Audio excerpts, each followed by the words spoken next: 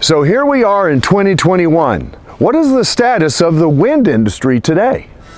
You and I have an insatiable appetite for electricity. Come with me and we'll look at the issues relative to wind farms and the communities that they serve. This is the Windfarm Guy.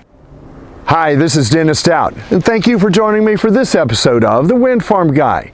Despite the many obstacles in our country last year, COVID, politics, race, economy, and others, the wind industry stayed strong. I am blessed to be a part of the wind industry, and if you are in the industry or if you have a revenue stream from wind, you are too. Wind turbines are getting larger and larger. 15 years ago, a typical wind turbine was around 1.5 megawatts, and hub heights were typically at about 80 meters. Today, we're developing projects with turbines twice as tall and will generate 4 times the electricity or more. These are great turbine advancements because they make them more productive, which generates more revenue for the company, for the landowners, and for the community. Because they are larger, they're also spaced further apart, making them so that farmers have fewer turbines to contend with. All these improvements make possible new areas that were once considered unfavorable for wind. In addition, there have been significant advancements that greatly reduce bird and bat strikes, sound levels, and other environmental issues. The industry has been very proactive in addressing these concerns.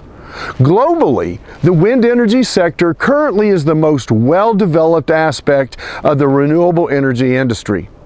Over the past 30 years, an efficient wind energy sector has developed due to the development of research and funding programs in many countries, including the U.S.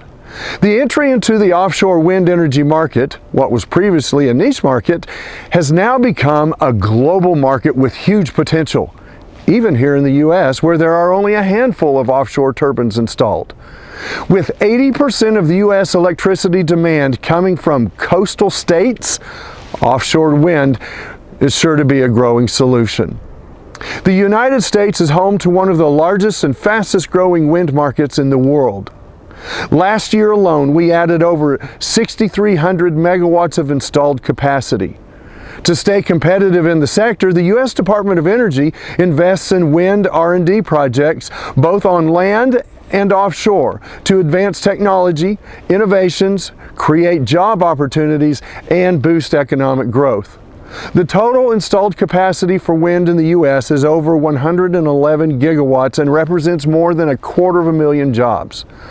Of the new electricity generating capacity that is expected to start commercial operation in 2021, wind accounts for 31% of that. Moving forward, the U.S. wind industry remains a critical part of the Energy Department's all of the above energy strategy. As part of the last stimulus package, Congress passed a 1-year extension of the production tax credit for land-based wind at 60% of their full value. A 2-year extension of investment tax credit for solar at 26% and a 30% offshore wind tax credit for projects that start construction before the end of 2025.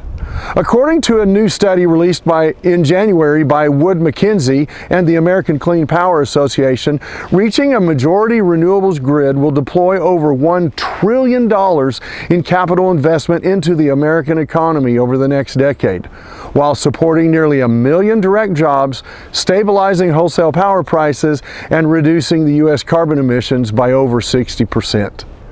If you like what I've said today, be sure and click like and subscribe below.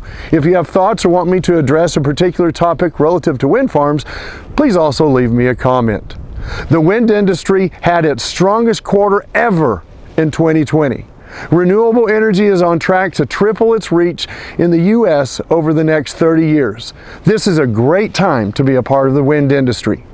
If you are a landowner and you have the opportunity to include your property in a wind farm, you might want to listen to them very carefully because it represents a huge opportunity for you.